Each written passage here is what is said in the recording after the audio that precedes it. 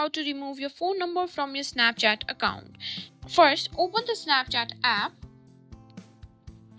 and log into your account. Once you're logged in, tap in your profile icon located at the top left corner of the screen. Next, tap on the gear icon in the top right corner to open the settings menu. Now scroll down to My Account and tap on Mobile Number. Here you'll see your current phone number linked to your Snapchat account. To remove it, first tap on the number and simply erase the phone number. Now Snapchat will ask for confirmation that you want to remove the phone number by tapping OK or Remove and toggle off Let Others Find Me using my mobile number.